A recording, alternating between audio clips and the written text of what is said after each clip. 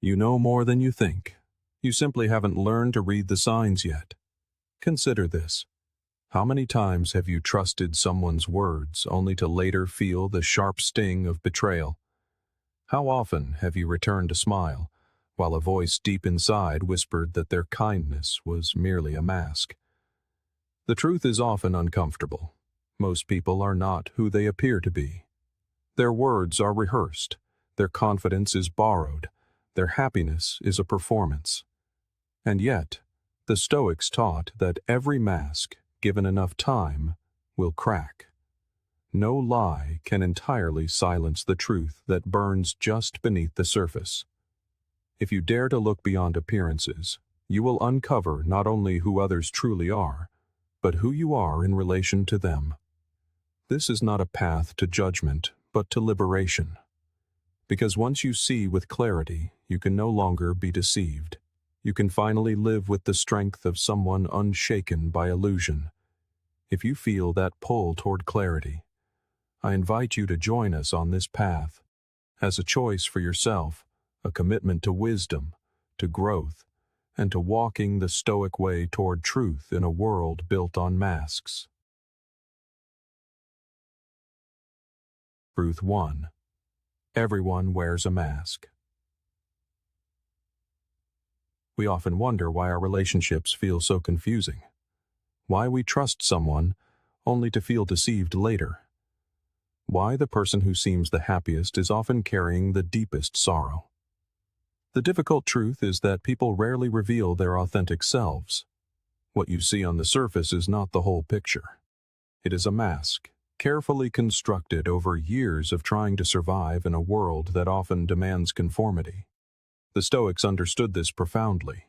They knew that human beings craft personas the way a soldier crafts armor, not necessarily out of a desire to be false, but because life teaches us that revealing our true selves can be a dangerous risk.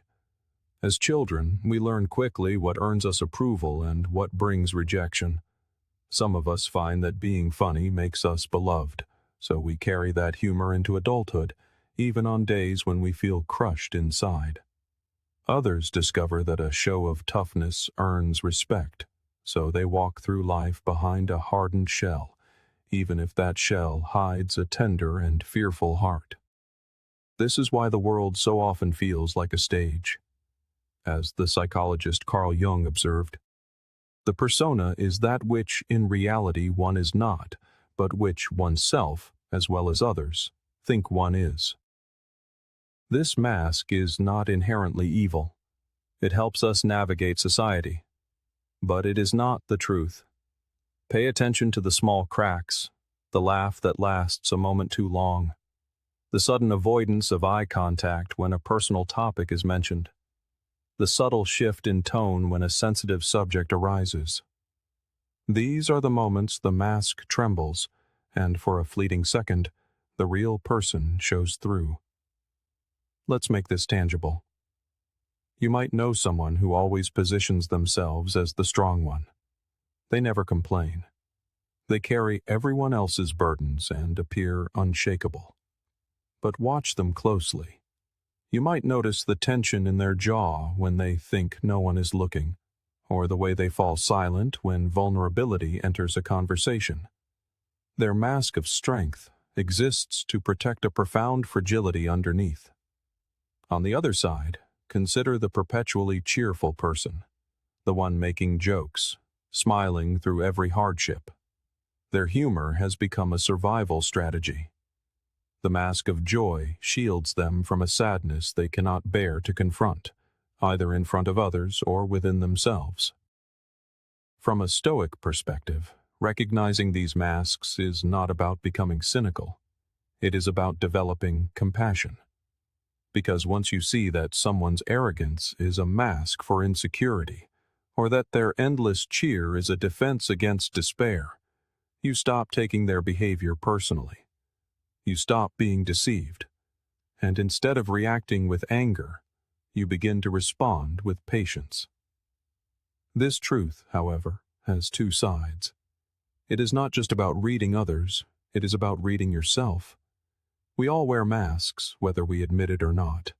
Perhaps your mask is ambition, keeping you so busy that no one can ask about your pain. Perhaps it's humor, or silence, or a need for control. To see others clearly, you must first ask, what mask do I wear to survive? This is a deeply Stoic practice, not of self-condemnation, but of self-awareness. It is about stripping away your own illusions so you can live closer to the truth. As Socrates said, the unexamined life is not worth living. Examining your masks is a vital part of that work. Ask yourself, when do I feel the need to perform?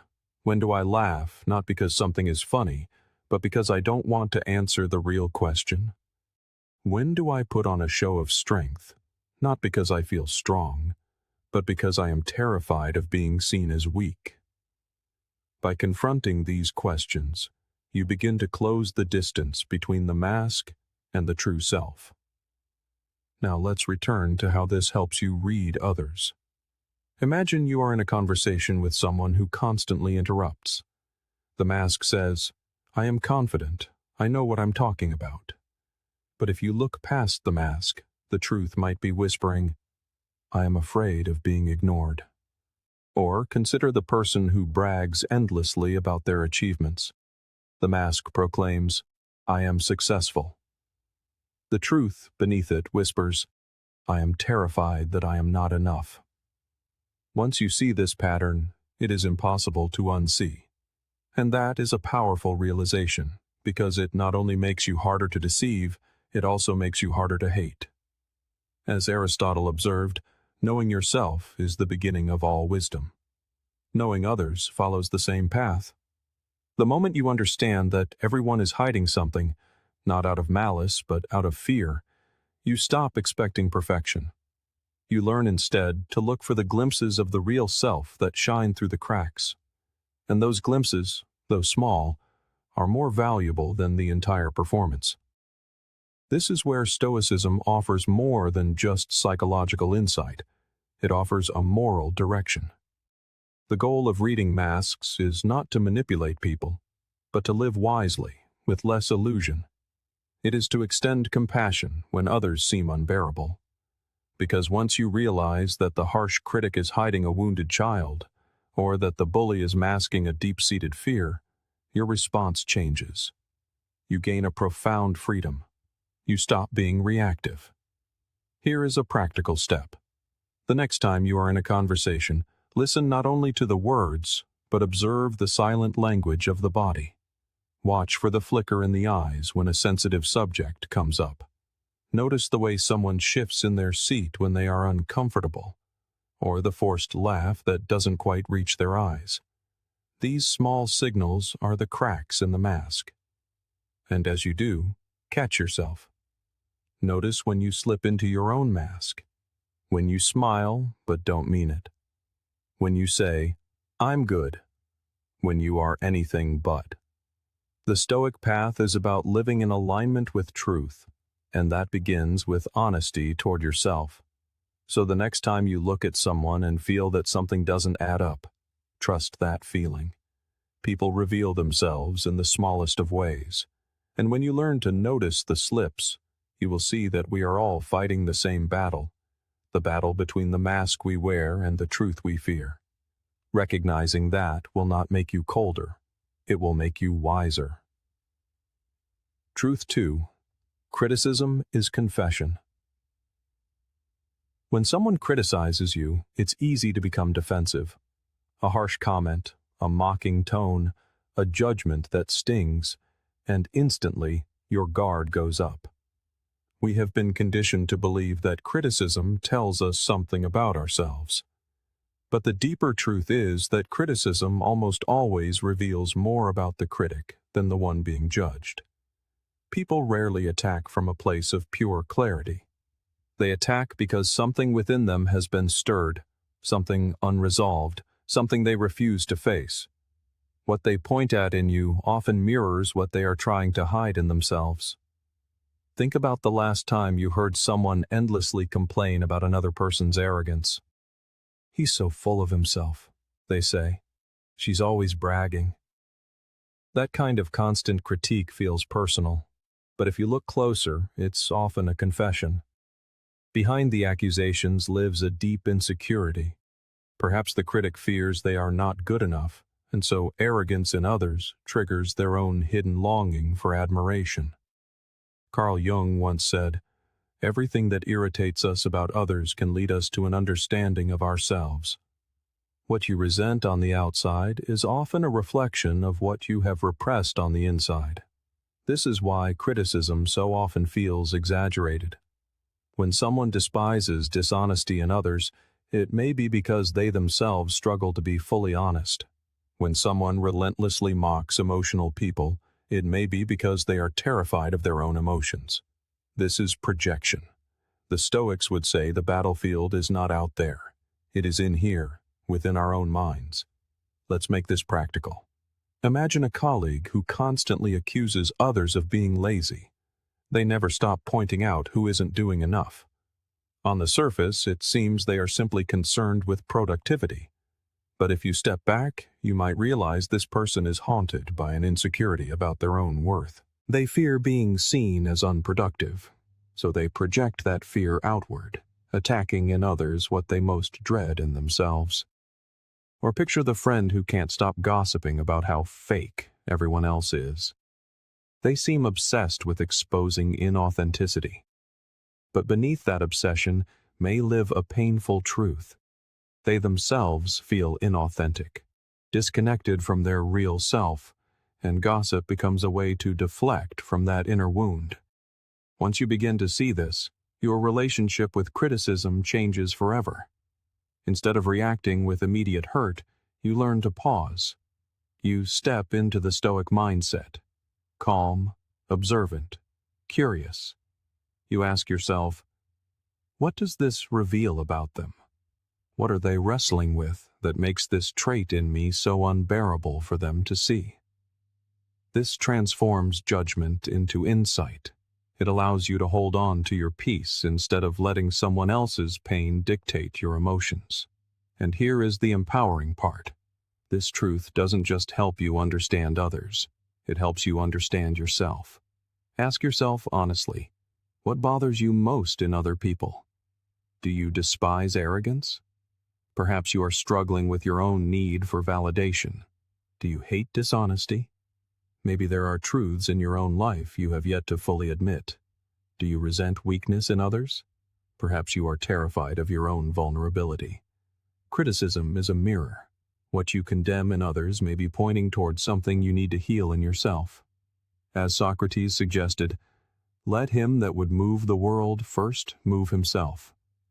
If you want to grow, start by examining the patterns of criticism in your own mind. Each judgment you make is a confession waiting to be heard.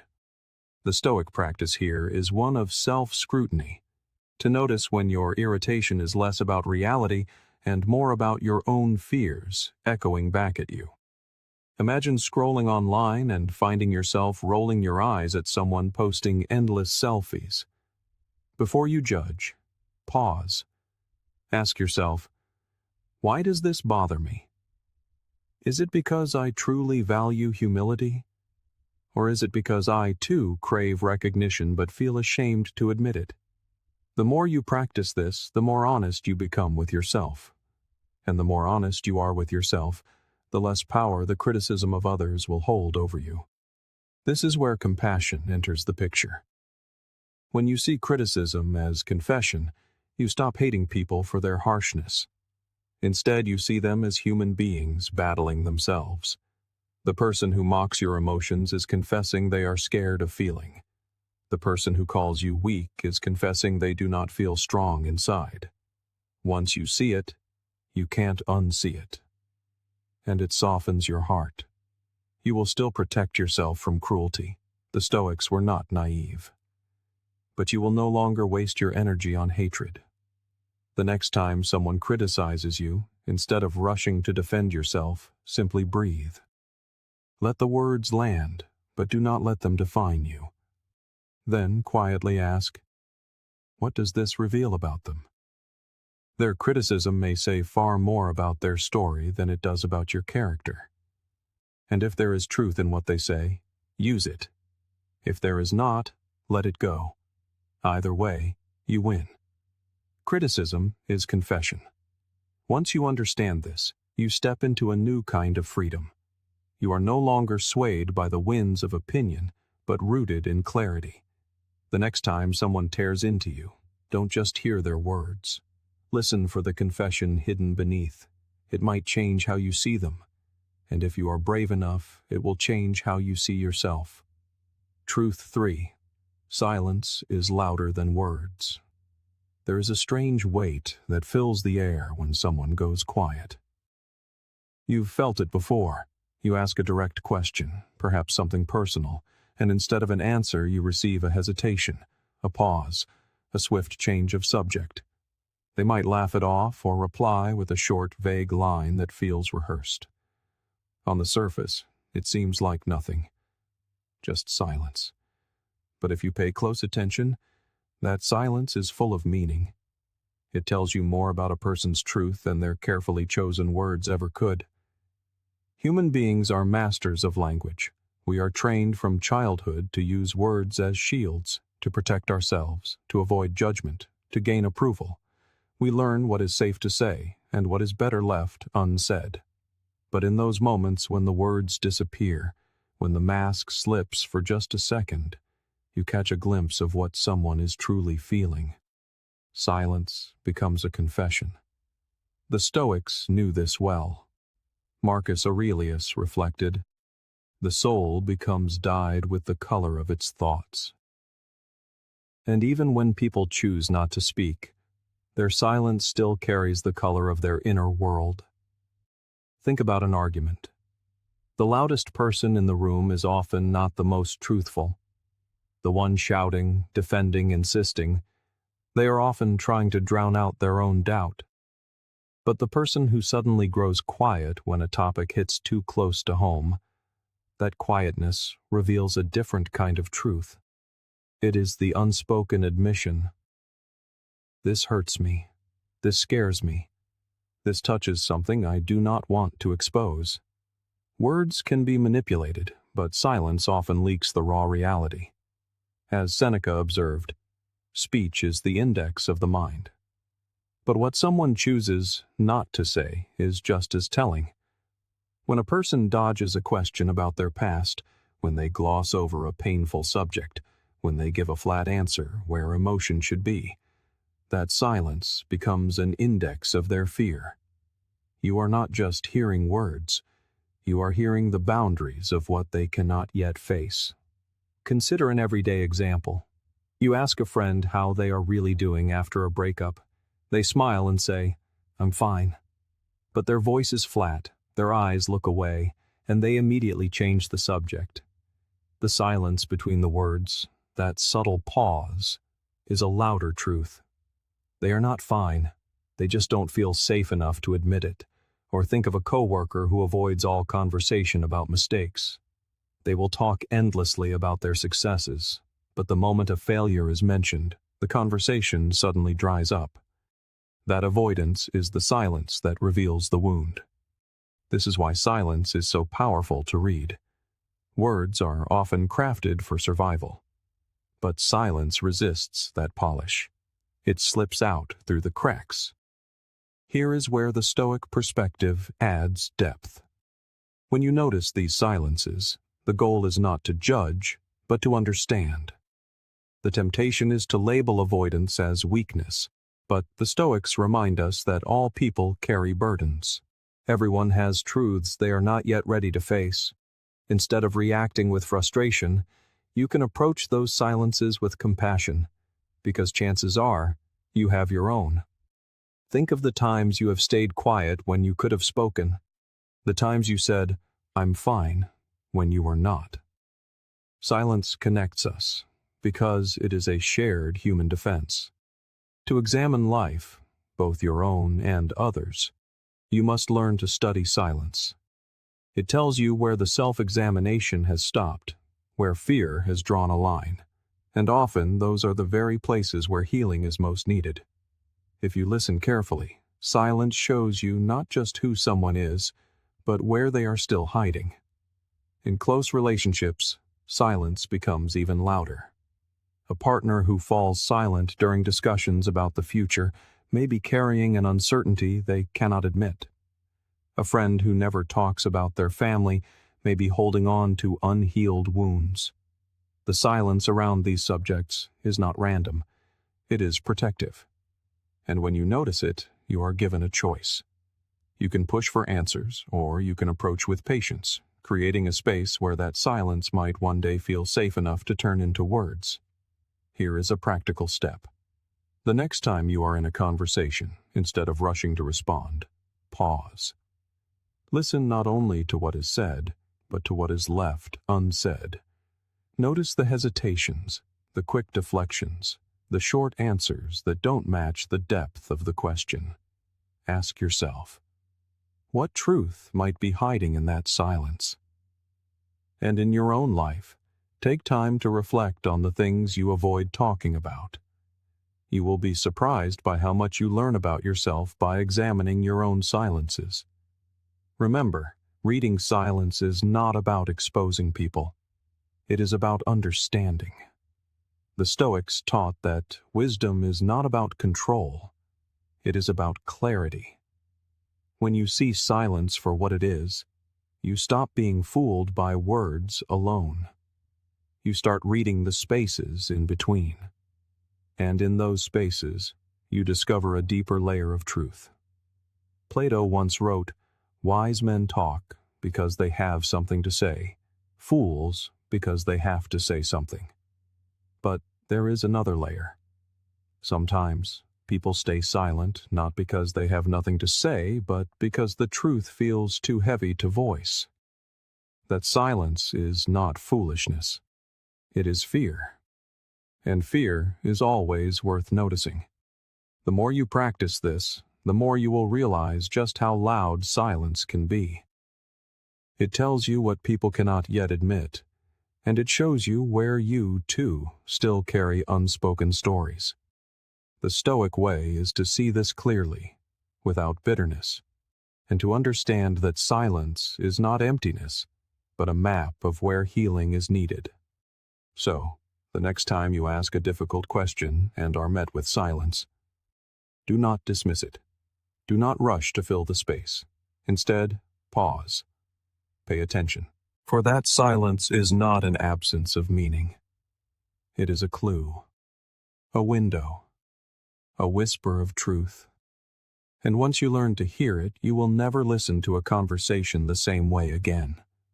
We live in a world where appearance often matters more than reality. You have surely felt it. People constantly broadcasting their goodness, their kindness, their values, as if they are actors on a stage, waiting for the world's applause. Social media has only amplified this performance. The endless declarations of purity, honesty, or moral superiority often feel staged, and deep down, you know something isn't right. Because when a person is truly virtuous, they have no need to convince anyone. Their actions speak for them. It is the loud signals, the constant reminders, the exaggerated performance that should make you pause and look deeper. Think about it in daily life. The person who constantly preaches about honesty is often the one bending the truth when it suits them. The one who brags about their humility is usually hungry for recognition. The one who loudly condemns the flaws in others is often hiding those same flaws within themselves. The Stoic philosopher Seneca warned against this very performance. He wrote, "The wise man is content with himself." That line is powerful because it strikes at the heart of true virtue. If you are genuinely virtuous, you don't need to announce it. You require no applause, no validation, no public recognition. You simply know who you are. But the one who constantly signals their moral superiority is not content. They are restless, uneasy, desperate for others to confirm the image they are trying so hard to project.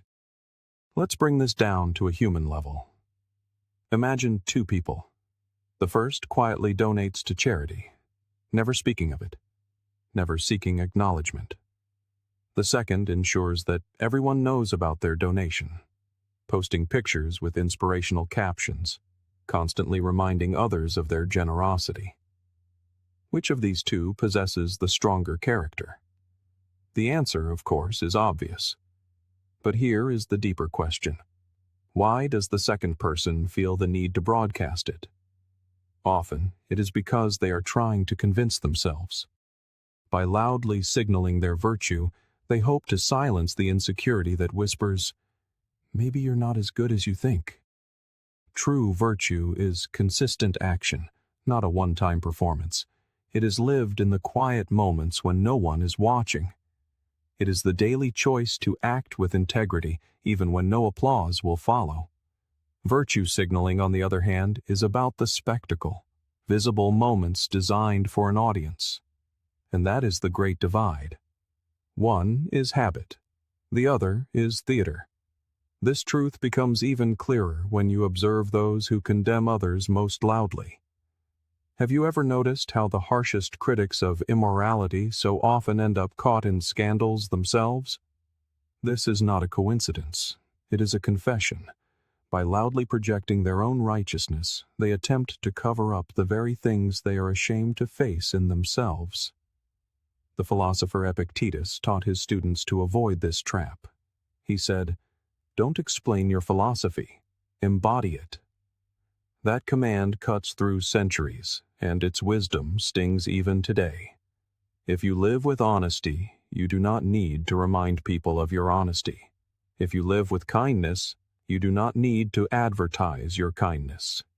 The moment you feel the need to shout it, chances are you have already strayed from it.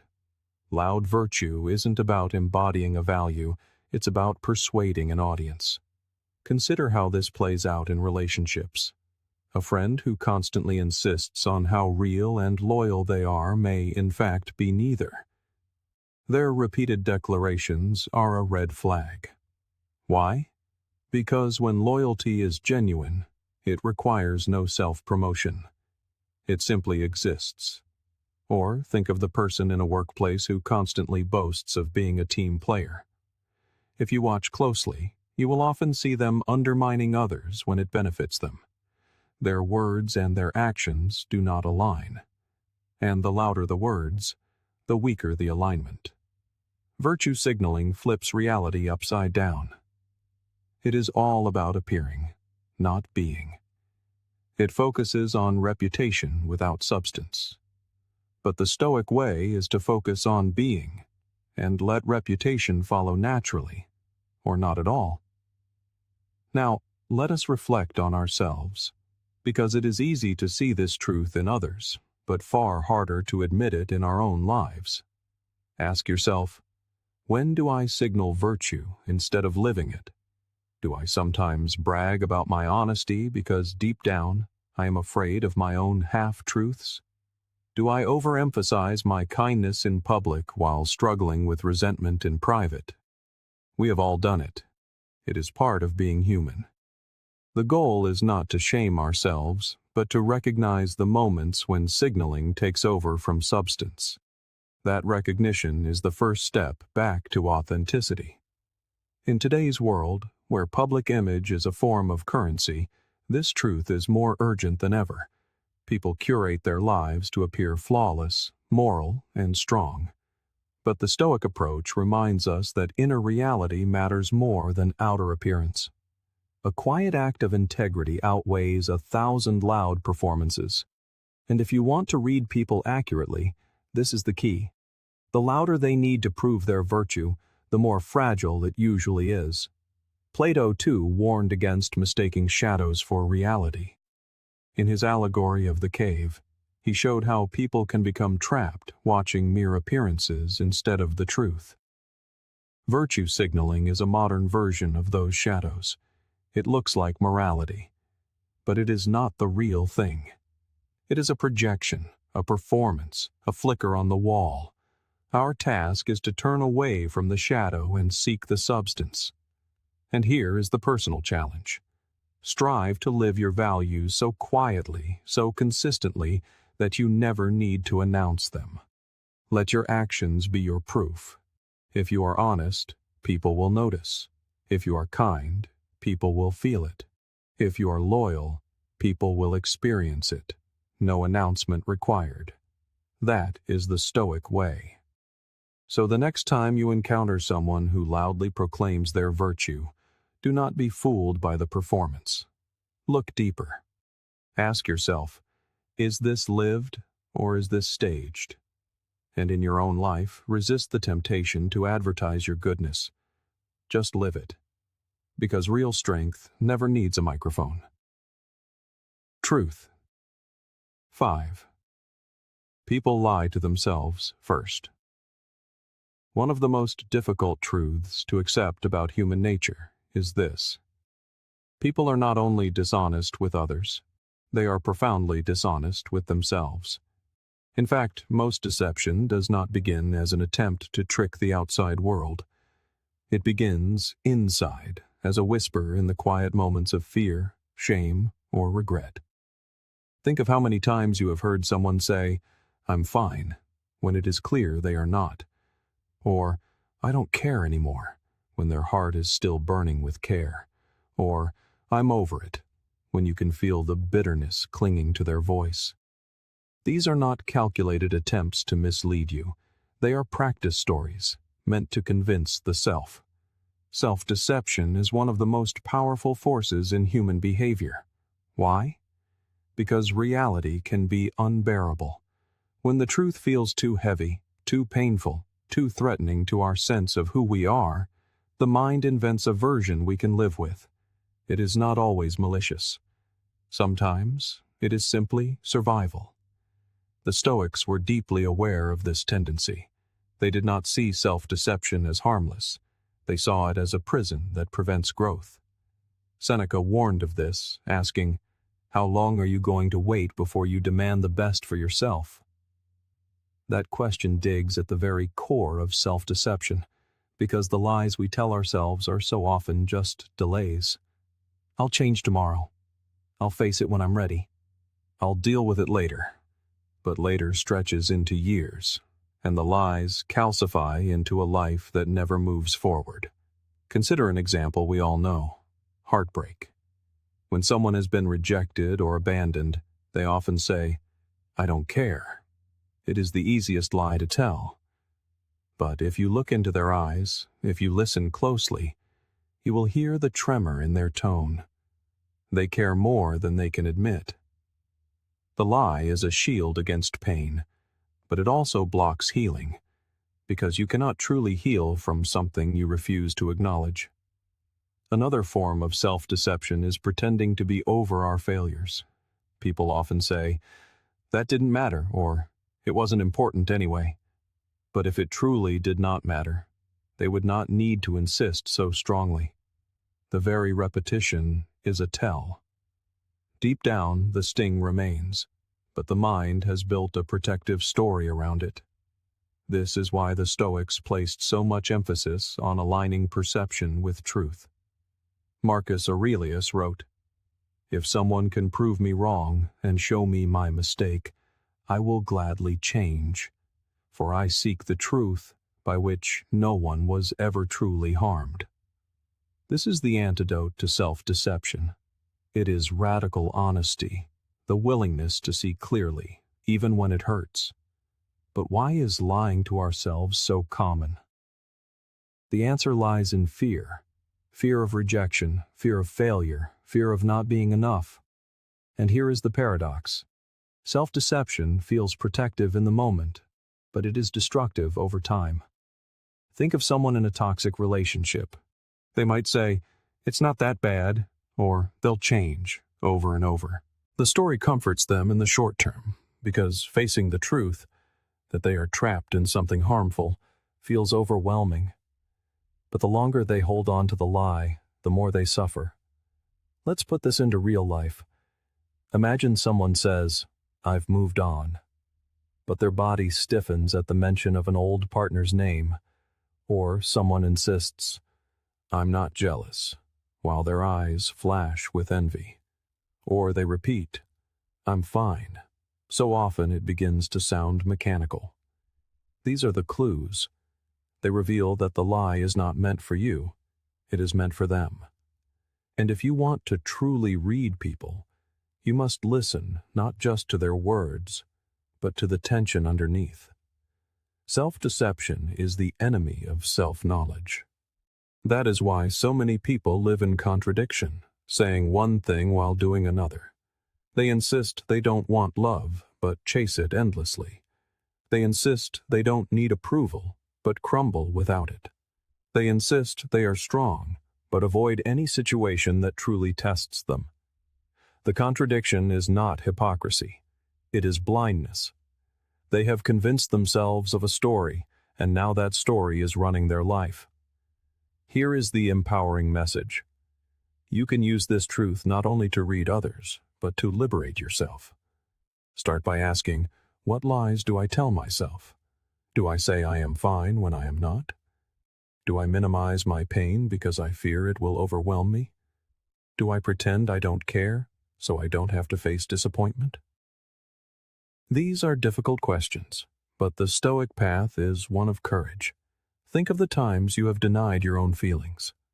Perhaps you pretended you weren't hurt by someone's words, but carried the sting for weeks. Maybe you told yourself a goal didn't matter when you failed, even though it mattered deeply. Each time, the lie delayed your growth. The Stoics would urge you to face the sting directly, to accept the pain without adding the second layer of deception. Pain, they taught, is a part of life. But self-deception multiplies it, creating suffering out of denial. Aristotle spoke of virtue as living in alignment with reason and truth. He believed that happiness comes from living in accordance with reality, not illusion. That is why people who lie to themselves often seem restless and unfulfilled, even when they claim to be fine. Their inner life is split. They have chosen comfort over truth, and comfort never lasts. So how do we move past this? The first step is awareness. Pay attention to your own words. Notice when you repeat phrases like, I don't care, it doesn't matter, or I'm fine. Ask yourself, is this real, or am I trying to protect myself? The second step is courage. Have the bravery to admit when you are hurt, jealous, scared, or not over something. The Stoics would say that honesty with yourself is the foundation of strength, because once you face reality, you can work with it. You can heal, adapt, and grow. The same goes for how you read others. Do not just take their words at face value. Look for the mismatch between their story and their signals. If someone says they have moved on but cannot stop talking about the past, believe the behavior, not the words. If someone claims they are fine, but their body language screams otherwise, trust the tension. People may lie to themselves, but their lies always leave cracks. And if you can see the cracks, you can see the truth. Self-deception is humanity's oldest trick, but it does not have to rule you. The Stoics believed that freedom comes from seeing clearly, in yourself and in others. Once you strip away the lies, you begin to live in alignment with reality. And reality, though painful at times, is the only ground strong enough to build a meaningful life on. So remember this. The next time you hear someone say, I'm fine, pause, look past the words. Ask yourself, are they telling me the truth? Or are they trying to tell it to themselves? That small shift in perception will change how you see people forever. And if you are willing to turn the same question inward, it will change how you see yourself, too. Truth. 6. Superiority is a mask for inferiority. We have all met that person. The one who walks into a room and immediately makes sure that everyone knows just how important they are. Perhaps they brag endlessly about their achievements. Perhaps they interrupt every conversation to remind you of what they have done. Or perhaps they subtly, or not so subtly, belittle others to keep themselves on top. At first, they can seem confident, even intimidating. But if you look closer, if you peel back the layers, you will often find something else hiding underneath. That performance of superiority is usually a mask. and behind it is something fragile, a deep fear of being overlooked, dismissed, or forgotten. The Stoics were masters at seeing through such appearances. They understood that true strength has no need to prove itself. As Seneca wrote, "It is a rough road that leads to the heights of greatness." Notice his implication. Greatness is not about bragging once you have arrived. It is about enduring the road quietly. People who constantly need to announce their greatness are usually showing you the opposite, just how insecure they are about whether it is real. The psychologist Carl Jung framed this in modern terms when he said, "Where love rules, there is no will to power, and where power predominates, there love is lacking." Think about that. When someone seeks domination, control, or superiority, it is not because they are overflowing with confidence. It is because they are lacking something essential inside. They chase superiority to fill a void, and the louder they boast, the emptier they often feel. Let's make this practical. Imagine a coworker who cannot stop reminding everyone of their accomplishments. Every meeting, every project, somehow becomes another chance for them to highlight their own value. On the surface, it looks like confidence. But if you watch closely, you will notice something telling. They are desperate for recognition. They fear that if they stop proving themselves for even a moment, they will disappear in the eyes of others. Their superiority is not strength. It is a defense against their own feelings of inferiority. Marcus Aurelius, reflecting on his own immense power as emperor, reminded himself daily not to fall into this trap. He wrote that ambition means tying your well-being to what other people say or do, but sanity means tying it to your own actions. Superiority seekers tie their well-being to the opinions of others. That is why they constantly seek validation, applause, or control. True confidence, the Stoic kind, ties well-being to inner stability, not outward dominance. We see this everywhere in modern life. On social media, people curate images of flawless success, showing only their highlights, exaggerating their confidence. But deep down, many are wrestling with feelings of inadequacy. The louder the performance, the more it reveals about what is missing. Plato hinted at this when he said, "The measure of a man is what he does with power." If someone uses power to lift others up, their strength is real. If they use it to belittle and dominate, it is not strength. It is weakness, disguised as superiority. Here is another scenario. Think about someone who always has to win every argument. Even over the smallest detail, they cannot bear to be corrected. On the outside, they might seem intelligent or dominant. But look deeper. What kind of person fears being wrong so much that they must dominate every conversation? It is not someone at peace with themselves. It is someone terrified that being wrong makes them unworthy. Their superiority in debate is a mask for their fear of inadequacy. Now, here is the interesting part. People who mask inferiority with superiority often do not know they are doing it. It is an unconscious defense. But, as Stoicism teaches, defenses built on illusion are fragile. Sooner or later, the cracks begin to show. The person who constantly brags eventually reveals their deep need for validation. The person who belittles others exposes their own hidden shame. The person who dominates every space eventually exhausts those around them, showing that their control is fueled by fear, not strength. The superiority mask is about pretending, not being. It is the presentation of power without the foundation of peace. The Stoic challenge is to strip away pretense and live honestly, to be quietly strong rather than loudly superior. Let's pause and turn this question inward. It is easy to notice superiority masks in others, but harder to see them in ourselves. Ask yourself, when do I feel the need to prove myself? When do I exaggerate my accomplishments? When do I belittle others to feel taller? These are signals of hidden insecurities. And the Stoic path is about facing those insecurities directly, not covering them with noise. In relationships, this truth is especially visible. A partner who constantly reminds you of how lucky you are to have them, who dominates conversations and minimizes your voice, is rarely as confident as they appear. Their superiority is a shield, often protecting wounds from childhood, times when they felt invisible, unworthy, or unloved. And the louder their superiority, the more fragile those wounds are likely to be. If you can recognize this, you stop being fooled. You realize their arrogance is not about you, it is about them. Here is the practical takeaway. When you encounter someone projecting superiority, do not be intimidated. Look for the insecurity beneath. Ask yourself, what are they afraid of losing? What are they afraid of being? Their superiority will often point you directly to their deepest fear.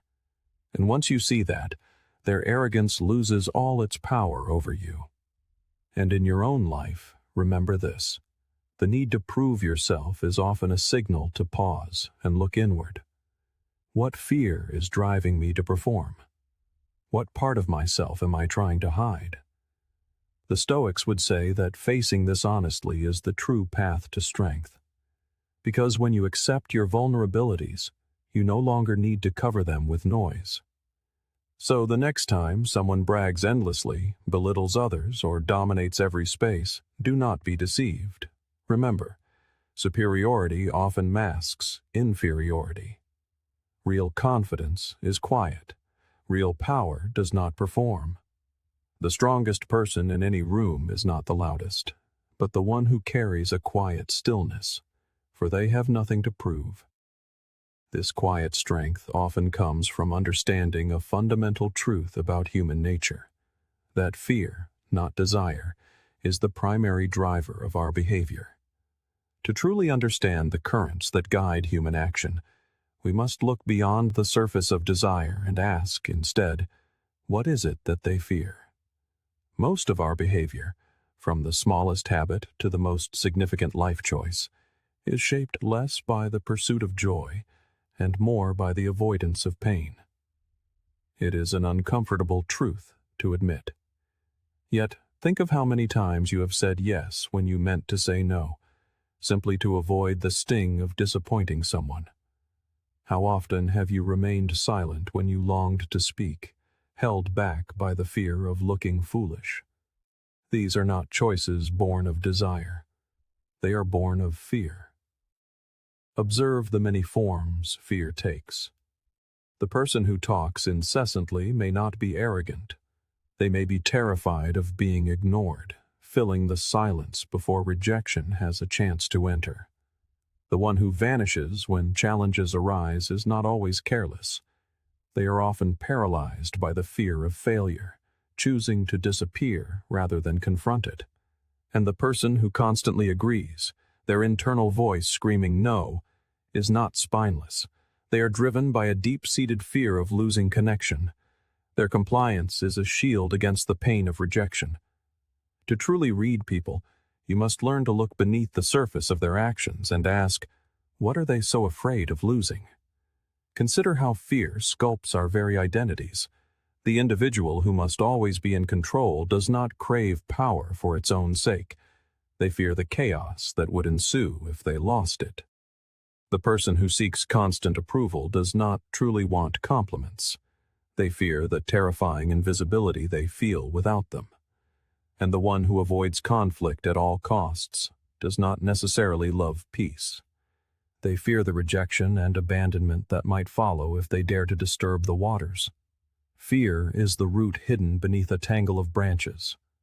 To understand the branches, you must first see the root.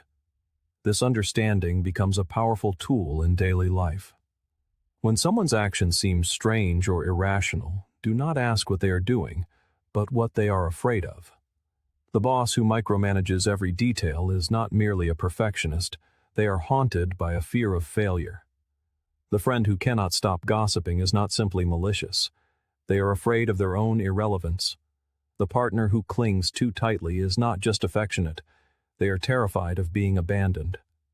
When you train yourself to see behavior through the lens of fear, the confusing suddenly becomes clear. It was Aristotle who observed that courage is the highest of virtues, for it is the one that makes all other virtues possible. Without courage, honesty crumbles under the fear of judgment. Kindness shrinks under the fear of rejection. Wisdom remains buried under the fear of making a mistake.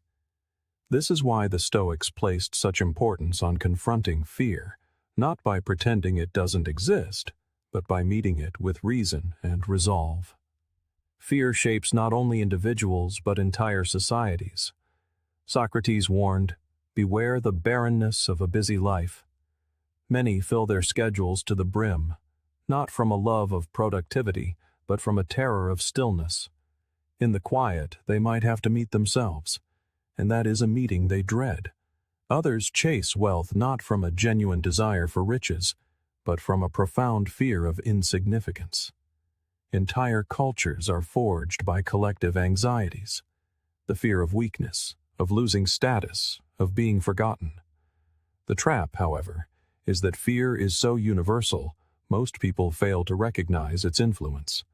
They believe they are acting from free will, from desire, when in reality, fear is steering the ship. As Plato suggested, courage is knowing what not to fear. Wisdom is not the absence of fear, but the ability to discern which fears are illusions and which truths deserve our attention.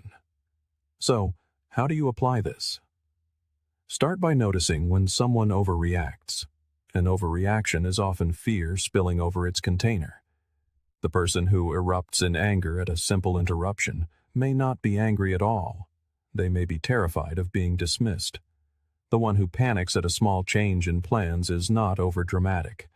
They are afraid of losing control. If you listen, truly listen, you will hear fear hiding behind countless ordinary behaviors, and if you look inward, you will find the same echoes in yourself. As Seneca reminded us, "He suffers more than necessary who suffers before it is necessary."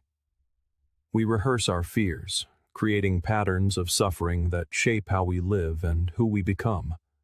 The empowering shift occurs when you stop asking, "What do they want?" and start asking, "What are they afraid to lose?" That single question can unveil more than hours of conversation. For at our core, our greatest fears are universal: the loss of love, of respect, of security, of meaning.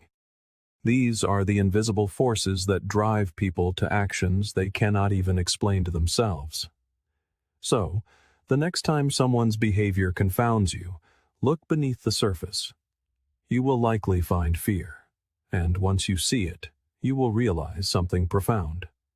People are not difficult to understand. They are simply afraid to be seen. From this landscape of fear, another human tendency emerges: judgment. Observe its swift, sharp nature in a stranger's cruel comment online or a coworker's biting critique. On the surface, these are mere observations of another's flaws. But if you look deeper, you will find that judgment is almost never about the person being judged. It is a projection, a mirror held up to the one who judges. People project onto others what they cannot accept within themselves. Think of the person who relentlessly mocks sensitivity. They sneer at the sight of tears, but what they truly fear is their own vulnerability. The open expression of emotion in another holds up a mirror to the parts of themselves they have locked away. Or consider the one who constantly criticizes another's appearance. Their harsh words are not a verdict on someone else, but a confession of their own self-loathing. Their judgment is their pain, disguised as an opinion. This applies even to those who decry arrogance. Often their disdain is not for another's ego, but for their own buried longing for recognition, a desire they are ashamed to admit. Interestingly, projection is not limited to negative traits. When we find ourselves idolizing someone's courage or wisdom, this too can be a projection of qualities we wish to cultivate in ourselves. As Aristotle said, knowing yourself is the beginning of all wisdom. That deep admiration may be your own potential, calling out to be acknowledged. But in the realm of criticism, projection is a defense mechanism. Gossip, at its root, is rarely about entertainment. It is about quieting our own insecurities by diminishing others. The Stoic challenge is to turn this lens of judgment inward before we aim it at the world. As Epictetus advised, focus only on what is within your control. Another person's character is beyond your control. Your reaction to it is entirely your own. And if that reaction is harsh judgment, wisdom demands you ask, why? What part of me is being stirred by this? Imagine someone who constantly ridicules laziness. You might assume they simply value hard work, but perhaps they are haunted by a deep-seated fear of being seen as lazy themselves, a fear instilled in them long ago. Their judgment of others is a shield, protecting their own fragile sense of worth. To turn this truth inward is to ask, what do I judge most harshly in others? Is it arrogance, dishonesty, weakness? Each judgment is a signpost pointing back to a hidden part of myself. Perhaps I judge arrogance because I secretly crave recognition. Perhaps I despise dishonesty because I struggle to face certain truths. Perhaps I cannot tolerate weakness because I am terrified of my own vulnerability. Examined honestly, judgment becomes a profound teacher. This humility transforms judgment from an act of condemnation into a journey of self-discovery. Instead of assuming you see others clearly, you begin to suspect that what you see is merely a reflection of yourself. As Carl Jung warned, the most terrifying thing is to accept oneself completely. Projection exists because it is easier to exile our flaws than to own them. But through the practice of radical self-examination, you begin to reclaim those exiled parts. And as you learn to accept your own humanity, the need to judge others simply fades away. The next time judgment rises within you, pause. Ask, is this truly about them, or is it about me? And when others judge you, do not react with wounded pride. Ask, what are they revealing about themselves? Judgment becomes a window, not a weapon. You learn from it instead of being pierced by it. Marcus Aurelius understood this when he wrote of meeting others with patience, recognizing that their flaws were often projections of their own pain. When you see judgment for what it is, a mirror held up by the judger, you see through the noise. And more importantly, you begin to see yourself. Just as we project our fears through judgment, we construct elaborate masks to hide them. Consider the performance of confidence. Our world worships at the altar of certainty, urging us to stand tall, to never show a flicker of doubt. And so, we encounter figures of seemingly unshakable strength, their voices firm, their posture unbending. But this is where we must look closer. For what often appears as unbreakable confidence is, in truth, a fragile shell, concealing a core of guilt and regret. The more someone performs their strength, the more you should wonder what they are trying so desperately to cover. The Stoics warned against this kind of performance. Seneca noted that you can know a man's character by how he gives and receives praise. Watch closely, and you will see that those who wear false confidence cannot withstand criticism. They become defensive, angry, or dismissive at the slightest challenge. Their confidence is not real. It is a fragile construct built upon unresolved guilt. A single crack threatens to shatter the entire facade. Think of the leader who never admits a mistake, or the person who insists on their own competence, lashing out the moment they are proven wrong. This is not strength.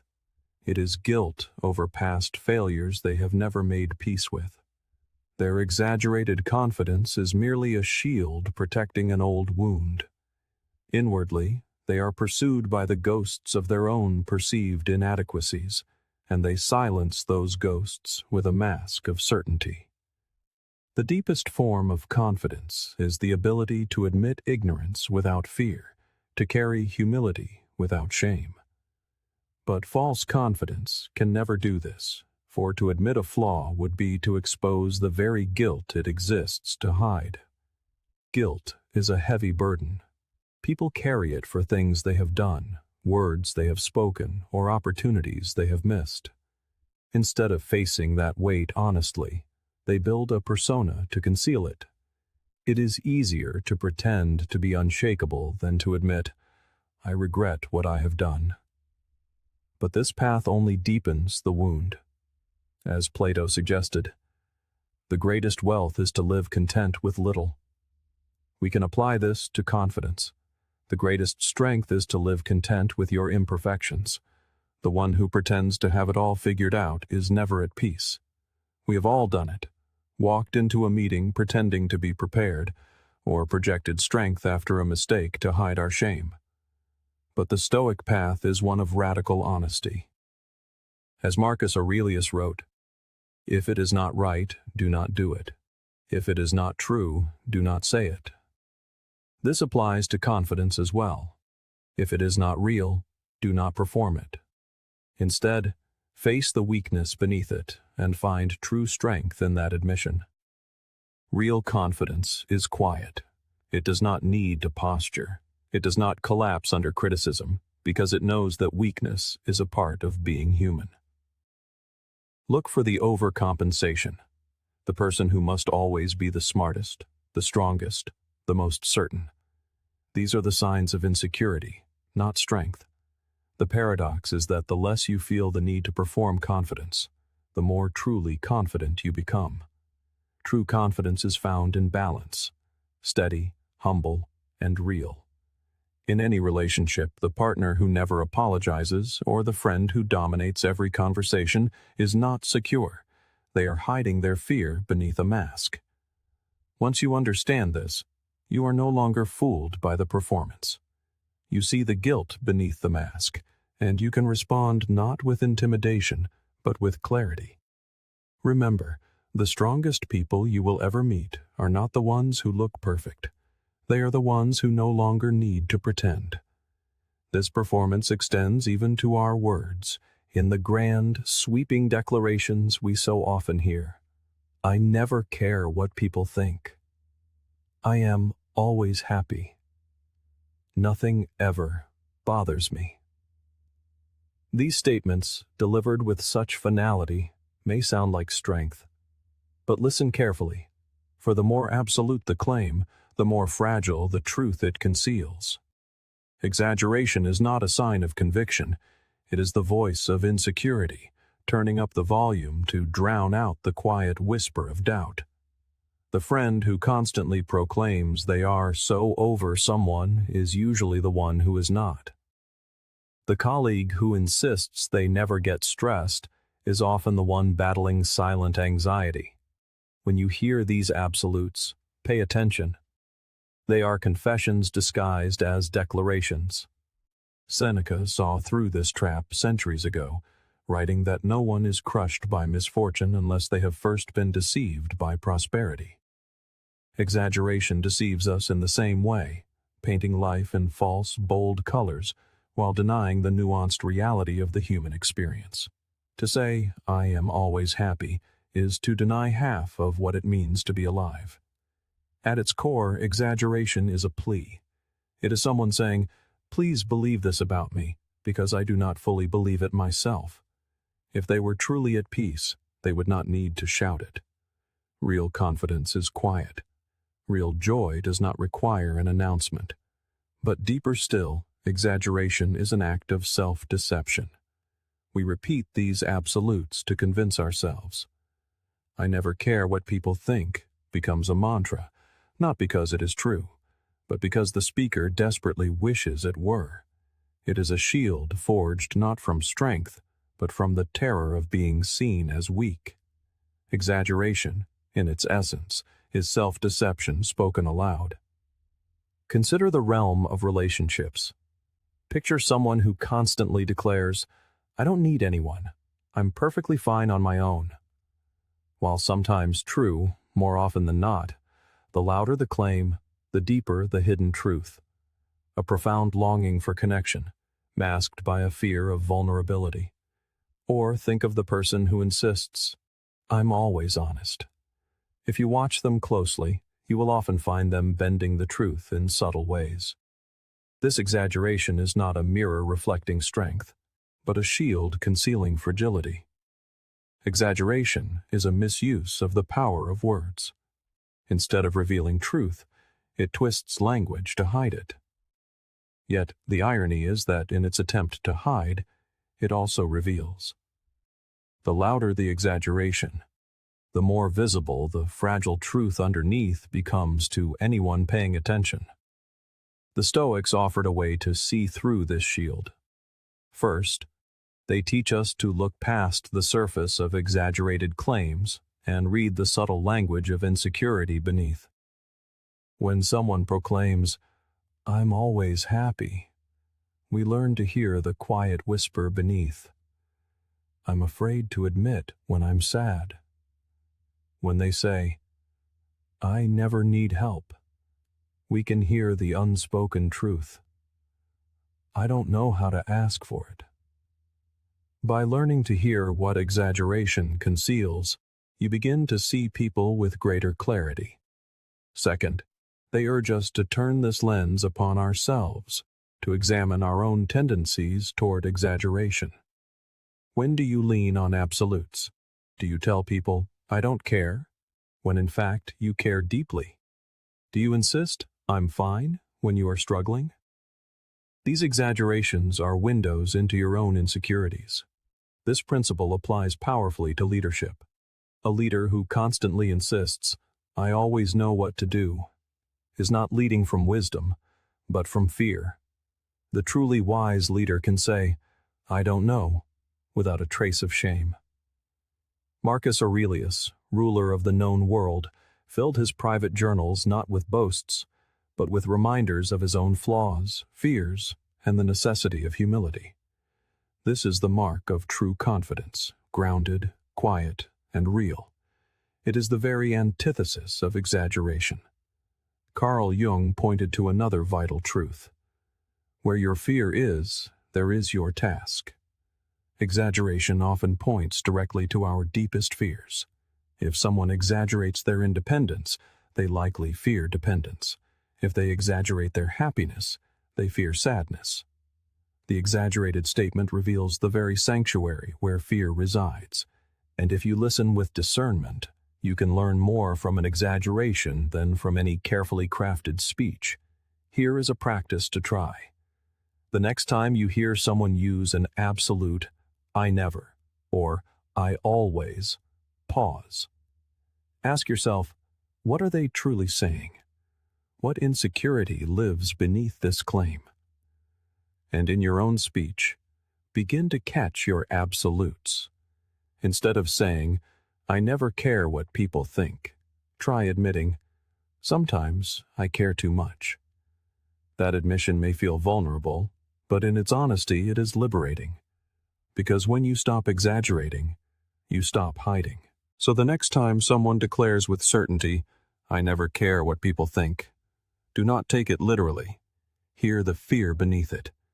Recognize that exaggeration is the ego's way of turning up the volume to drown out its own insecurity. And in your own life, choose the quieter path. Choose honesty over absolutes. Because the strongest truth does not need to shout. It whispers, steadily, without any need for exaggeration at all. Truth. 11. An obsession with control often signals chaos within. Have you ever noticed those who cannot seem to relax unless they are in charge of everything? They must manage every detail, correct every minor mistake, and dominate every decision. From the outside, it can look like strength, discipline, or competence. But if you look deeper, you will often find the opposite. This relentless hunger for control is not a mark of stability, but a symptom of inner chaos. The tighter their grip on the world outside, the more likely it is that something deep inside them feels as if it's slipping through their fingers. Carl Jung offered a clue when he observed, The shoe that fits one person pinches another. There is no recipe for living that suits all cases. People who try to control everything are often terrified of uncertainty. They want life to fit into a neat, predictable, and safe container. But life does not work that way. It resists control. And when someone cannot accept this truth, they turn their fear both inward and outward, clamping down on everything and everyone around them. What appears as power is, in truth, a quiet desperation. Think of the workplace. A boss who refuses to delegate, who insists on approving every small decision, might seem competent. But what they are truly showing is fear. Fear that if they loosen their grip, everything will collapse. Or, in a relationship, a partner who tries to dictate how the other should talk, dress, or even think, is not demonstrating love. They are broadcasting insecurity. The need for control is the outward symptom of an inner disorder.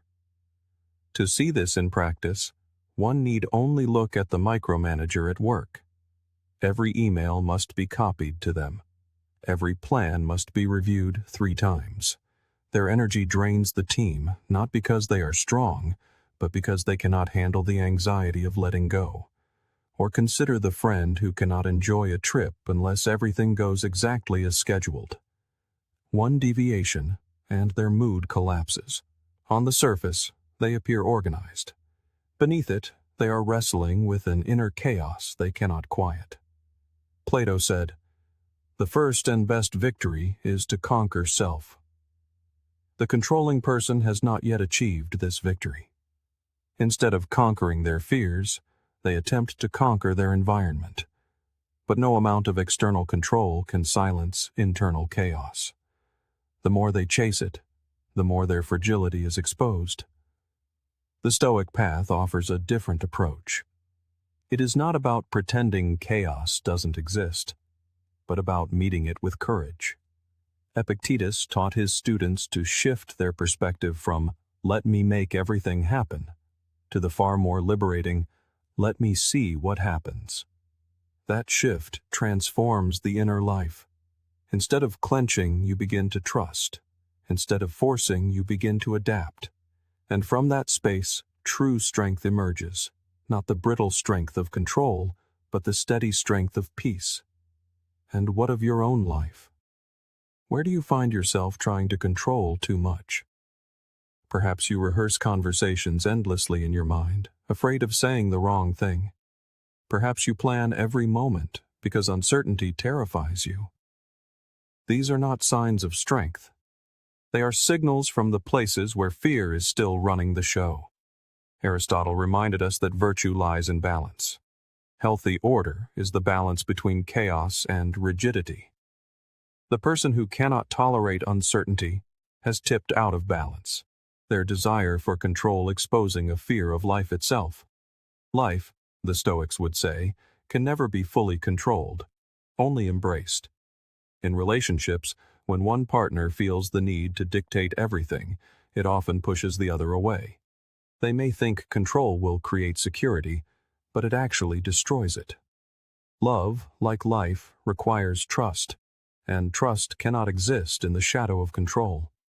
Socrates hinted at this when he said, "He who is not contented with what he has would not be contented with what he would like to have." The controlling person is never content. No matter how much they control, it is never enough. Because the real battle is not outside, but within. Seneca offered a freeing perspective. He who is brave is free. Freedom does not come from holding on tighter. It comes from releasing the grip, from being brave enough to let life unfold. The controlling person believes they are strong, but in reality, they are enslaved by their own fear. True strength lies in loosening the grip, in meeting uncertainty with calm rather than panic. Can you let go when things don't go according to plan? Can you sit with uncertainty without trying to bend it to your will?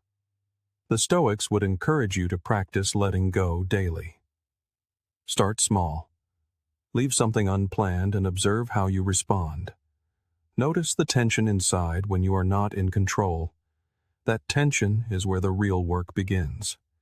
So, the next time you meet a micromanager, a controlling partner, or even catch yourself obsessing over every detail, remember this: a need for control often means chaos inside. The stronger the grip, the more fragile the heart beneath it. The path to peace is not found in controlling more, but in letting go, and trusting that you can handle life, even when it doesn't go according to your plan.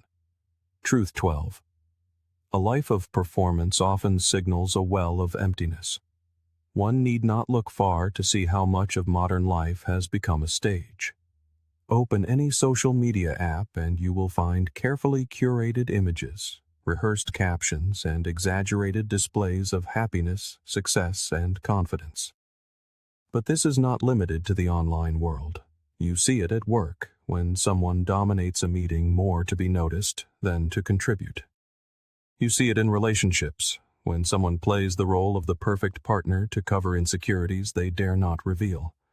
And the louder the performance, the deeper the emptiness it often seeks to conceal.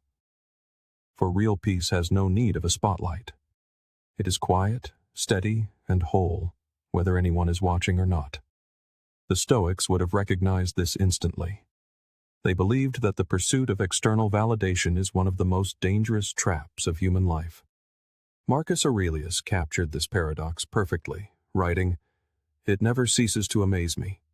We all love ourselves more than other people, but care more about their opinion than our own."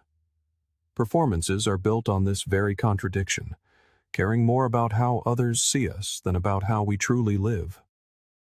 The louder someone performs, the more fragile their inner world often is. Think of the person who constantly boasts about their happiness. Every story, every post, every conversation becomes another declaration of joy. On the surface, it seems positive. But if happiness is real, it does not require constant proof. The louder someone insists on their joy, the more likely it is they are wrestling with sadness when the curtain falls. This modern surge of look-at-me energy, the endless self-promotion and curated perfection, is not a reflection of strength, but of a profound and collective insecurity. People are terrified of being invisible, so they perform to avoid the silence. Epictetus offered a different path. He told his students, "First say to yourself what you would be, then do what you have to do." Notice the order. Be before you appear. True character begins with being, not with performing. But performance reverses this. It focuses entirely on appearing, while neglecting the substance underneath. When someone lives this way, they may fool others for a time, but they cannot fool themselves forever. The performance eventually cracks. Imagine someone in your circle who must post about every achievement. Every success, no matter how small, becomes a public announcement. At first, it looks like pride. But look closer, and you will notice the need behind it. They are hungry for acknowledgement. Their sense of worth depends on applause. Without it, they feel empty. Or consider the person who always plays the role of the entertainer, always on stage. When they are alone, the silence feels unbearable. The performance fills the void, but the void remains. Plato once wrote, "The price good men pay for indifference to public affairs is to be ruled by evil men." In that same spirit, the price we pay for indifference to our inner life is to be ruled by performance. When we neglect our own soul, performance takes over, dictating our actions, our image, and even our identity. The cost is our authenticity. This is a challenge for all of us. Ask yourself honestly, when do I perform? Do I post to share my life, or to make it look better than it feels? Do I smile because I feel joy, or because I fear what people might ask if I don't? Do I exaggerate my strengths because I'm proud, or because I'm insecure? These questions are difficult, but the Stoic way is to live with clarity, not illusion, As emperor, Marcus Aurelius lived at the center of the world's attention, yet his private writings show how he resisted that pull. He wrote, "Be content with what you are." This is the posture of true peace, contentment with being, without the need to perform for others. Socrates gave us a model of humility that cuts through performance. He said, "The way to gain a good reputation is to endeavor to be what you desire to appear." Performers invert this. They strive to appear without doing the harder work of becoming. But reputations built on performance are fragile. They collapse the moment reality fails to match the show. So what can we do? First, we can learn to read performance for what it truly is, refusing to be fooled by its volume. The louder someone needs to show their happiness, their love, or their strength, the more fragile it likely is. Read the insecurity behind the show. Second, watch yourself. Notice when you feel the urge to exaggerate, to display, to perform. Ask yourself, am I doing this to share or to cover, to express or to impress? Remember this: when you see someone constantly performing, forever demanding to be seen, it is often because they do not feel whole when no one is watching. True peace does not need an audience. True strength does not need applause. And the deepest kind of life is not lived as a show, but quietly, steadily, in alignment with who you really are. Truth 13. Pain shapes belief. When someone shares their convictions, it is tempting to take their words at face value.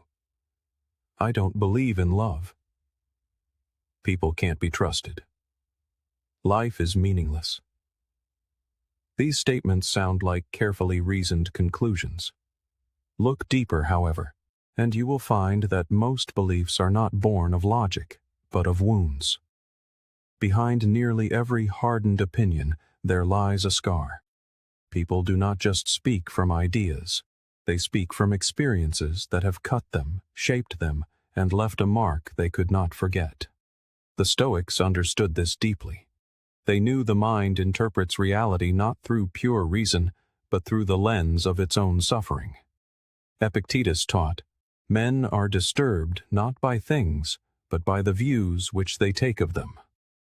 It is not the event itself, but the way the wound is processed that forms belief. One person loses a job and believes, "I am worthless." Another loses the same job and believes, "I am free to start again."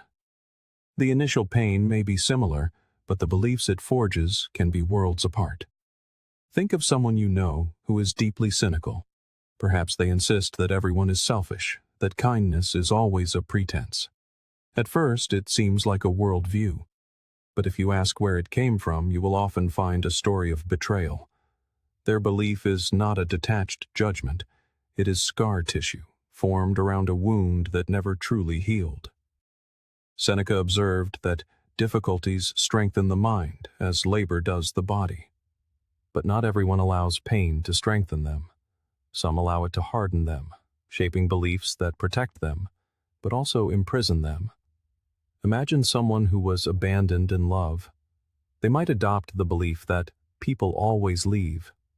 That belief becomes a lens through which they view the world. Every new relationship is filtered through suspicion, every moment of closeness tinged with the fear of loss. The wound shaped the belief, and the belief now reshapes their future, trapping them in a cycle where the pain keeps repeating itself. Carl Jung offered another layer to this truth. The wound is the place where the light enters you. Not all pain leads to destructive beliefs.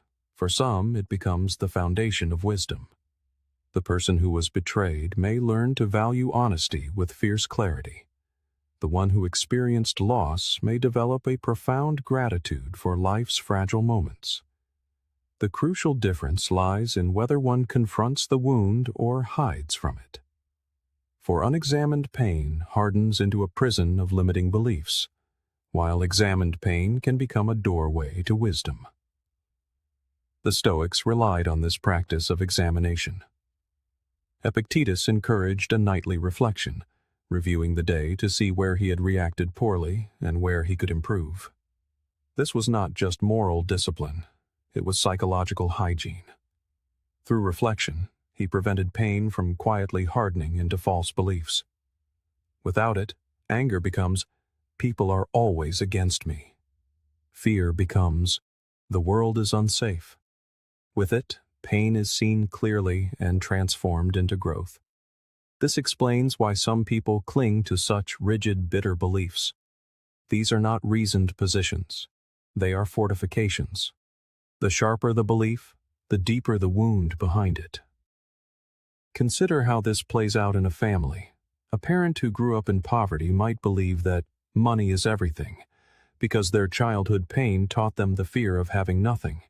These are not abstract ideas. Their scars have become their guiding principles.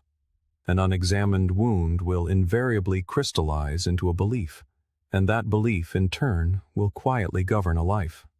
Examining our lives means tracing our beliefs back to their origins and asking, is this truth or is this my pain speaking? So how can we apply this understanding? First, when you encounter someone expressing a harsh belief, resist the urge to meet it with logic. Listen, instead, for the wound. If someone says, "All relationships are toxic," ask yourself what heartbreak might live behind that statement. When you understand the wound, you can begin to understand the belief. And second, turn this same practice inward.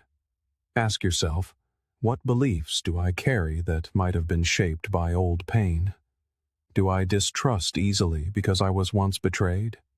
Do I avoid risk because I once failed? Do I shield myself with cynicism because hope once broke my heart? Marcus Aurelius modeled this inner questioning in his journals. Again and again he challenged his own judgments, testing them against reason and reminding himself not to let pain dictate his worldview. He refused to let his wounds define his philosophy. This is the essence of the Stoic path: to see clearly, to accept pain without letting it become a permanent distortion of your reality. As Carl Jung warned, until you make the unconscious conscious, it will direct your life and you will call it fate. Beliefs born from pain live in the unconscious. They become automatic, invisible guides, steering our choices without our awareness. But the moment you bring them into the light, the moment you ask, "What hurt me into believing this?" you take back your freedom. So the next time you hear someone declare that love isn't real or that people can't be trusted, don't hear it as simple philosophy. Listen for the story behind it. Every hardened opinion carries a scar. And if you wish to truly understand others and truly know yourself, you must look not just at the belief, but at the wound that shaped it. How a person treats the powerless reveals everything about who they are. It is easy to be polite when it serves our interests. Most people can smile at their boss, show respect to someone powerful, or treat an authority figure with courtesy. But if you want to know someone's true nature, don't watch how they treat those above them. Watch how they treat those who can offer them nothing in return. The waiter, the cashier, the stranger asking for directions, the colleague with no influence. This is where character is revealed, not in how we treat the strong, but in how we treat the weak. Think of it in daily life. Someone may be charming to their manager, always respectful, always agreeable. But the moment a server gets their order wrong, they snap with anger. That single moment tells you more about their character than months of polite behavior at work. The same is true in relationships. A person might treat their partner well in public, but dismiss their concerns in private. True character is not a performance. It is consistency, especially when compassion is optional. Let us pause and consider why some people mistreat the vulnerable. Often, it is a projection. They carry their own feelings of powerlessness, so they seize any opportunity to feel superior. Mocking, belittling, or dismissing those they perceive as below them becomes a way of patching their own insecurity. Jung described this as shadow projection, attacking in others what we cannot face in ourselves. When someone demeans the powerless, it is rarely about the person they are attacking. It is about their own inner emptiness. Aristotle emphasized the role of virtue in action. He wrote, "The greatest virtues are those which are most useful to others." By that measure, compassion toward the vulnerable is one of the highest virtues. It provides no advantage to the self, no gain in status, only a benefit to another.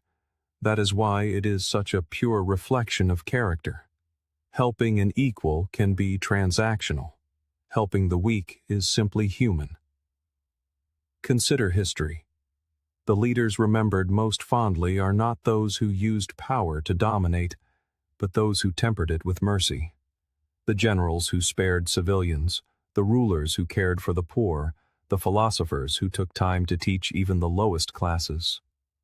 Their strength wasn't diluted by compassion, it was magnified by it. The Stoics would argue that compassion does not weaken power.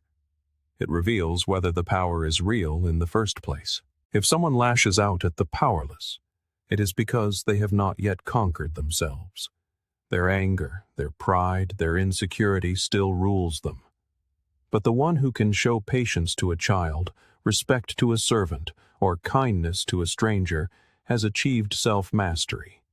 They are not slaves to their ego. They are free. Now, think about the relationships in your own life. Perhaps you have known someone who seemed admirable, ambitious, respected, even charismatic, until you saw how they treated people they didn't need. The friend who ignores messages from those they can't benefit from. The partner who is sweet to you but dismissive toward strangers. The colleague who is helpful to superiors but cold to interns. These moments are like X-rays. They reveal the truth beneath the surface. Socrates taught by asking questions. He might ask here, if someone only treats the powerful with respect, is that respect real, or is it fear disguised as virtue? True respect is universal. It does not discriminate by status. And when you see someone who embodies this, who treats a janitor with the same dignity as a CEO, you are seeing integrity in its purest form. Seneca urged consistency in character, saying, "It is the power of the mind to be unconquerable." A person who treats the weak with cruelty is conquered by their ego. A person who treats them with patience and kindness is unconquerable because they refuse to let pride dictate their actions. This is why compassion is such a profound test of strength. It shows whether you belong to yourself or whether you are ruled by insecurity. Let us make this practical. The next time you want to know someone's character, don't listen to how they speak about their values. Watch how they act when there is nothing in it for them. Notice how they treat the service worker, the child, the stranger. And in your own life, ask yourself, how do I act when compassion is optional? Do I offer kindness only when it benefits me? Or do I see every person as worthy of dignity? So the next time you want to measure someone's strength, don't look at their titles, their confidence, or their achievements. Look at how they treat those with no power over them. That is the truest reflection of who they are. And remember, real strength isn't crushing the weak. Real strength is protecting them. Because compassion is not a soft option. It is the highest form of mastery. There is a certain kind of person we have all seen. The one who cannot stop posting online, who floods every conversation with stories about themselves, who must always be the center of the room. At first glance, it looks like confidence. They appear bold, charismatic, larger than life. But if you look closer, you will often find something else stirring beneath the surface. The show is not built on strength. It is built on fear. The fear of being forgotten, of fading into the background, of becoming invisible. The louder the performance, the deeper the wound of neglect. Carl Jung once said, "Loneliness does not come from having no people about one, but from being unable to communicate the things that seem important to oneself." People who constantly seek attention are often wrestling with this profound loneliness. They are not loud because they are full. They are loud because they feel unseen. The attention becomes a substitute for real connection, a way to patch the inner terror that if no one is watching, they do not matter at all. Think of it in daily life. The coworker who constantly interrupts, needing every idea to pass through them, is not overflowing with confidence. They are terrified that if they do not stand out, they will disappear. The friend who cannot stop posting their perfect life is not secure in their joy. They are afraid that if they do not perform it, no one will believe they have it. And the person who dominates every room does not always love the spotlight. They fear the silence, because in the silence their insecurity echoes back at them. Epictetus warned against attaching our value to things outside our control. He wrote, "If you want to improve, be content to be thought foolish and stupid." This is the very opposite of attention-seeking. True strength is the ability to live without needing constant validation. But for someone afraid of being forgotten, the idea of being unseen is unbearable. So they chase visibility, mistaking it for worth. Where does this fear come from? Often, it begins in childhood. A child who grows up unseen, ignored, or dismissed learns to perform to earn attention. They become the funny one, the loud one, or the high achiever. Their identity is shaped around being noticed, because in their mind, to be unseen was to be unloved. As adults, that script does not disappear. It just gets louder. The adult still performs, still posts, still interrupts, because the inner child is still afraid of fading into the background. Aristotle observed that man is by nature a social animal. We crave recognition because we are wired for connection. But when that craving turns into desperation, it reveals fear, not nature. Healthy connection is mutual, quiet, and steady. Desperate attention-seeking is loud, exaggerated, and fragile. One builds real bonds. The other creates an endless hunger. Socrates asked questions that cut through illusions. He might ask, "If your worth depends on being remembered, what happens when memory fades? Are you worthless then?" Of course not. Worth does not come from applause. It comes from living truthfully, acting with integrity, being who you are even when no one is watching. The attention seeker forgets this, and so they perform louder and louder, trying to hold back the tide of forgetfulness. But the tide always comes. Let us turn this inward. Ask yourself, when do I perform to avoid invisibility? Do I post not to share, but to be seen? Do I exaggerate in conversations, not to connect, but to dominate? Do I fear silence because it makes me feel small? These are uncomfortable questions, but they point to the heart of the matter. As Jung noted, your vision will become clear only when you can look into your own heart. If your vision of yourself depends on the eyes of others, you will always live in a blur. But if you look inward, face the wound of neglect, and accept your own worth without external confirmation, then you no longer fear being forgotten. You can live fully, even in silence. The need to be remembered is often the need to soothe old pain. But the Stoic way urges examination, honesty, and acceptance. The only way to quiet the fear of being forgotten is to stop tying your value to memory, and instead anchor it to virtue. So the next time you see someone desperately seeking attention, posting endlessly, dominating rooms, or exaggerating every story, do not be fooled by the show. See the fear underneath. Understand that the louder they perform, the emptier they often feel inside. And in your own life, remember, you do not need to be remembered to matter. You just need to live in alignment with truth while you are here. because in the end, even the names carved into stone will one day erode. But the life you lived, the kindness you gave, the courage you showed, the peace you cultivated, those things shape eternity in ways no applause ever could. It is easy to mistake envy for hate. Someone mocks you, criticizes your choices, or dismisses your success, and at first it feels like hostility. But if you pause and look closer, you will often find something surprising hiding beneath their words. What looks like hate is often envy in disguise. People do not always attack because they despise what they see. More often, they attack because they secretly crave it, but believe they cannot have it. Their insults are just the echo of a frustrated desire.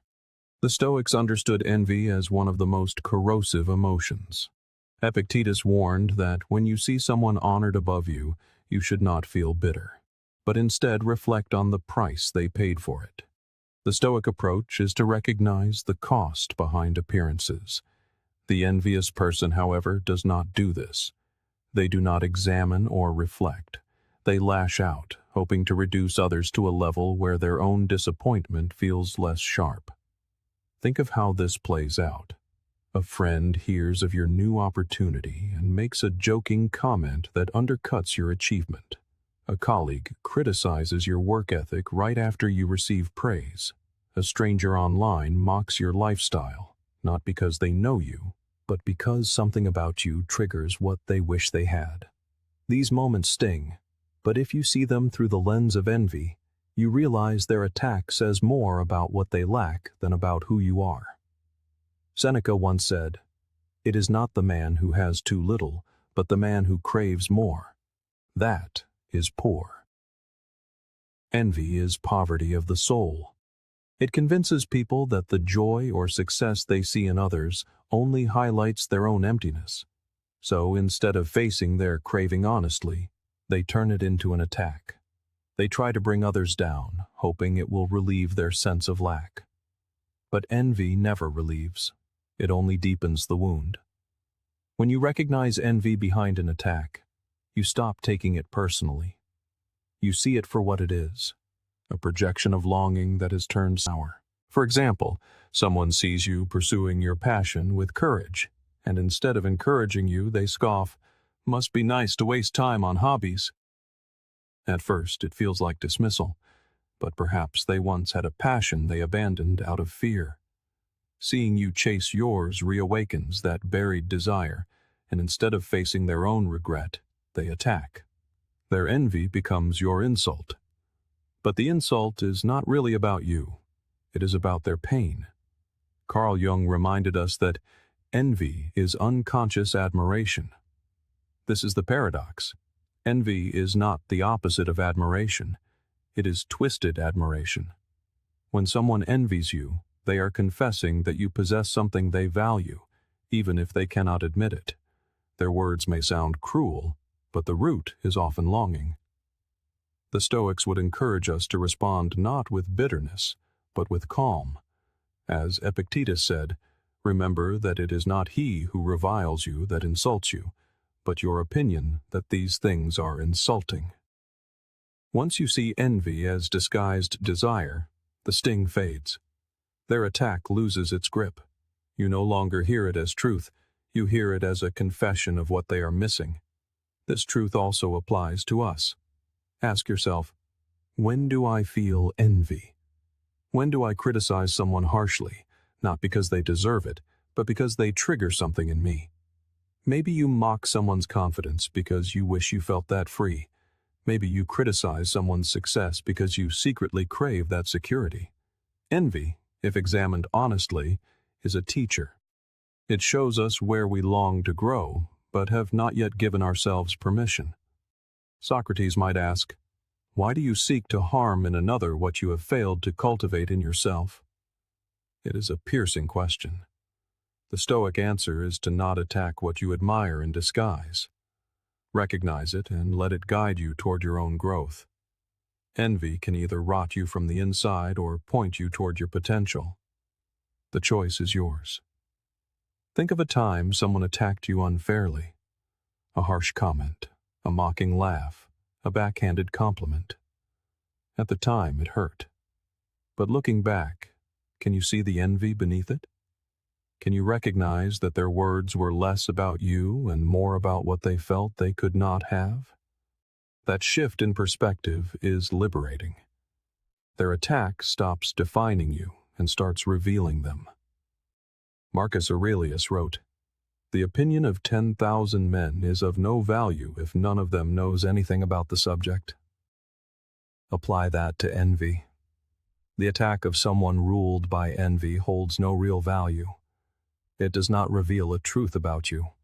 It reveals their own ignorance of themselves. So the next time someone tears you down, pause.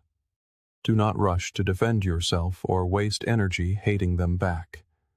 Instead, ask, what in me triggered their envy? What desire are they confessing through their attack? By seeing envy beneath the surface, you gain clarity and freedom. And when you notice envy in yourself, do not disguise it as an attack. Let it show you where you need to grow. In the end, envy is just desire in disguise. And once you learn to recognize it, the world changes. Petty insults stop hurting. Attacks lose their power. And what once felt like hatred reveals itself as a mirror of longing. If you truly want to understand people, do not just look at who they are today. Look at who they were forced to be as children. Most adults are not acting from new beliefs. They are reenacting old scripts, carrying wounds from years they barely remember. The child who was ignored often grows into the adult desperate for attention. The child punished for showing emotion becomes the adult who hides feelings at all costs. The child taught they had to earn love grows into the adult who never stops performing for approval. The past does not vanish. It repeats silently in the present. Think of how this looks in daily life. Imagine a friend who cannot stand silence. They keep talking, filling every gap, terrified of losing interest. On the surface, it seems like personality. But deeper down, you might find a child who was ignored, who learned that silence meant invisibility. Their adult behavior is not about the present conversation. It is about replaying an old fear. If I stop talking, I will disappear. Consider relationships. The partner who becomes clingy at the first sign of distance is not just insecure. They may be reenacting the terror of abandonment they felt as a child. The person who shuts down during conflict may not be cold-hearted. They may be replaying an old lesson that feelings bring punishment. And the overachiever, who can never rest, is often driven by a childhood where love was conditional, given only when they excelled. Each adult pattern is a confession of a child's wound. Socrates urged us to know thyself. At the heart of this is the courage to ask, who was I forced to be as a child? Was I the peacekeeper, the performer, the strong one who never cried? Those roles did not disappear when childhood ended. They became ingrained scripts, and unless we confront them, we keep acting them out, long after they have stopped serving us. Carl Jung added, "Nothing has a stronger influence psychologically on their children than the unlived life of the parent." This means our childhood scripts do not just shape us, they ripple forward. The unresolved wounds of parents often become the burdens of their children. A parent who felt invisible may raise a child to become the stage for their own need to be seen. A parent who was punished for weakness may teach their child to hide all emotion, creating a legacy of silence passed from one generation to the next. The cycle repeats endlessly, unless someone finds the courage to break it. The Stoics would call this the ultimate act of courage.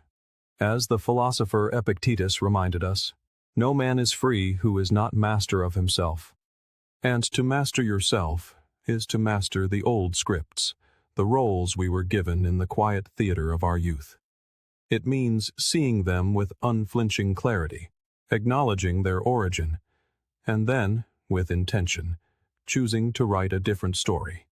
For if we do not, our childhood will continue to write our adulthood, page by page, without our consent. Consider your own life. Perhaps you shrink from conflict because, as a child, every argument was a storm that left wreckage in its wake.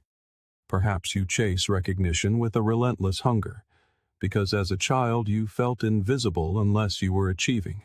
Or maybe you withdraw emotionally, building walls around your heart, because you learned early on that vulnerability was a landscape fraught with danger. These are not random tendencies. They are rehearsals of a part written for you long before you had the power to question the script. The Roman Emperor Marcus Aurelius understood this struggle for reclamation. In his private meditations, he constantly fought to live not by the expectations of others, but by the compass of his own reason and virtue. He knew that society, much like our own childhood, tries to cast us in a role. And he knew that true freedom was found only by stepping back, examining those scripts, and discerning what was true from what was false. So, where does one begin this journey of breaking free? It starts with a single difficult step: honesty. Ask yourself, what part of my life feels less like a choice and more like a compulsion? Do I overwork because it is my passion? Or because I learned as a child that love was something to be earned? Do I cherish my independence, or do I avoid intimacy because I learned that closeness was a prelude to pain? These questions can be uncomfortable, but they are the very doorway to freedom. As Plato observed, the beginning is the most important part of the work. Our childhood was a powerful beginning, and it wrote scripts that run deep. But a beginning need not dictate the end. With awareness, with reflection, and with the kind of quiet courage the Stoics practiced daily, you can choose a new author for your life. You can begin to live not from your wounds, but from your wisdom. And this brings us to a profound truth. People rarely act from new beliefs. They act from old wounds. The child who was ignored becomes the adult desperate for a spotlight. The child punished for every tear becomes the adult who masters the art of hiding their heart. The child who learned that love was conditional becomes the adult who never stops performing to prove their worth. If you truly wish to understand someone, or yourself, ask this one question: who were they forced to be as a child? The answer will reveal more than any surface behavior ever could, because our patterns are our silent confessions. If you truly want to know a person, do not merely listen to what they say. Watch what they do, over and over again. Words can be rehearsed, masks can be meticulously maintained. But patterns do not lie. They slip out quietly, almost without notice, revealing the deepest truths of a person's inner world. The person who vanishes the moment a relationship deepens is not merely unlucky in love. They are confessing a profound fear of intimacy. The one who fills every waking hour with work is not simply ambitious. They are confessing a terror of the stillness, of the silence, where they might finally have to meet themselves.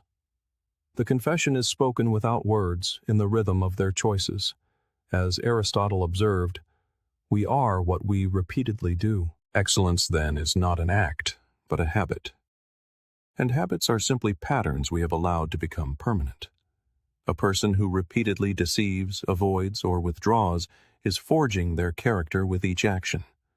Likewise, a person who consistently shows kindness, patience, or courage is defining themselves by that repetition.